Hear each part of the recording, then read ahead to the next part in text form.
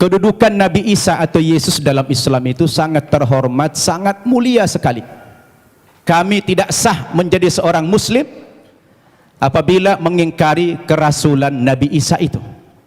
Tetapi memang kedudukannya dalam Islam, Nabi Isa itu adalah seorang Nabi, seorang utusan Tuhan, bukan sebagai Tuhan, bukan pula sebagai anak Tuhan, seperti yang diimani oleh saudara kita umat Kristiani.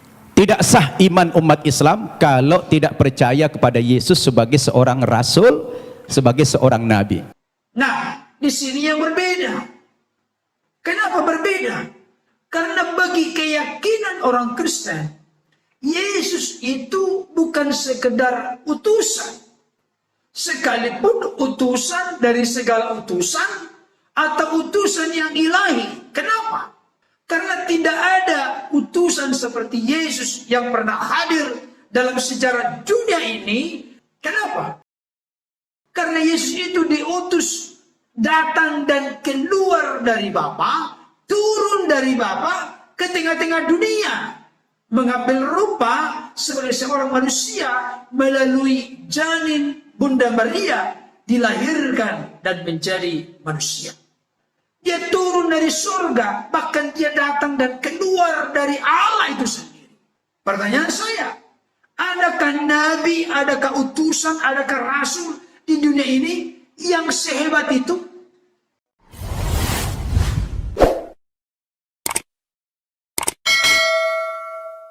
Salam, jumpa kembali dengan saya, akan memberikan tanggapan kepada Ustadz Syamsul Arifin Nababan. Untuk mengerti dan memahami apa yang dibahas oleh beliau, ada baiknya kita saksikan dulu tayangan berikut ini. Kedudukan Nabi Isa atau Yesus dalam Islam itu sangat terhormat, sangat mulia sekali. Bahkan kami bukan sekedar menghormati atau memuliakan Nabi Isa, tetapi Nabi Isa itu menjadi salah satu rukun iman kami, yang kami tidak sah menjadi seorang Muslim apabila mengingkari kerasulan Nabi Isa itu.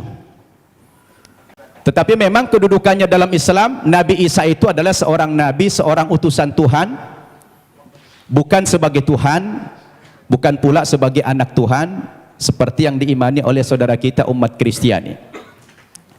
Saya ulangi, umat Islam wajib beriman kepada Yesus. Tidak sah iman umat Islam kalau tidak percaya kepada Yesus sebagai seorang rasul, sebagai seorang nabi. Bayangkan itu Pak Tambunan, Pak Tampu Bolon, batal imannya orang Islam kalau mengingkari salah satu seorang nabi itu. Tadi kita sudah menyaksikan dan mendengarkan pernyataan yang diungkapkan oleh Ustadz Syamsul Arifin Nababan. Pada kesempatan ini saya akan membahasnya, saudara, berkaitan dengan bagaimana Ustadz Syamsul Arifin Nababan mengatakan bahwa kedudukan Nabi Isa di dalam keyakinan mereka adalah sangat terhormat dan mulia. Saya tidak perlu mencampuri itu. Bahkan beliau mengatakan bahwa Isa merupakan salah satu rasul, dan percaya kepada rasul bagian daripada rukun iman mereka, yaitu keyakinan mereka. Saya tidak perlu campuri. Bahkan beliau mengatakan tidak sah iman seorang muslim ketika mengingkari atau menolak kerasulan Nabi Isa. Ya, itu juga keyakinan beliau. Tetapi yang jelas beliau mengatakan bahwa kedudukan Isa dalam keyakinan mereka atau dalam Islam itu hanya sebagai nabi, rasul atau utusan. Nah, di sini yang berbeda. Kenapa berbeda?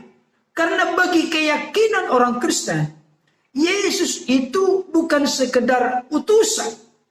Sekalipun utusan dari segala utusan atau utusan yang ilahi. Kenapa?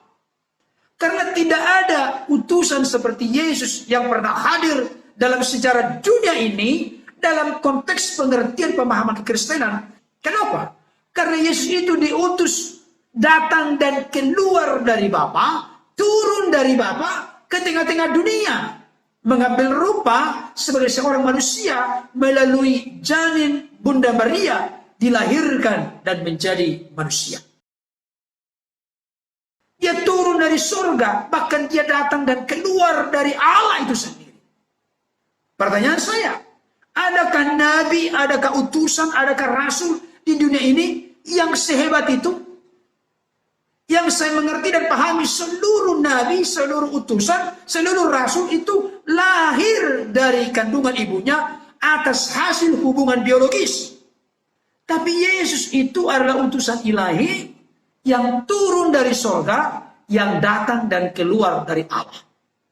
Dan jangan lupa, dia adalah pribadi yang tidak berdosa, tidak bercacat, tidak bercela. Itu sebabnya kami orang Kristen yakin bahwa dialah juru selamat yang membawa jaminan garansi kepastian keselamatan. Bukan mudah-mudahan. Ini bukan kata sombong. Ini adalah fakta dan data Alkitab, dan keselamatan itu kami terima bukan karena upaya kami mencari Tuhan, menggapai Tuhan, tidak, tapi karena Sang Firman itu turun menjadi manusia supaya kodrat manusia yang telah jatuh ke dalam dosa dipulihkan dengan gambar dan rupa Allah yang datang ke tengah-tengah dunia, yaitu Yesus Kristus sendiri. Itu dia. Beliau kembali mengatakan bahwa kedudukan Isa dalam keyakinan mereka hanya sebagai nabi, utusan atau rasul, yaitu keyakinan mereka. Tapi saya sudah sampaikan tadi, kita meyakini Yesus itu bukan sekedar nabi, rasul, dan utusan, tapi dia adalah firman yang turun menjadi manusia. Itu dia bedanya. Jadi memang katanya tadi ada yang kontradiksi, ada nabi, ada Tuhan. Saudara, semua itu adalah gelar-gelar yang dilekatkan dan dikenakan kepada Yesus.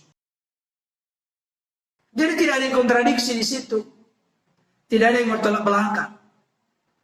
Berikutnya beliau mengatakan, umat Islam wajib beriman kepada Yesus. Tapi tentunya sebagai nabi, utusan, dan rasul.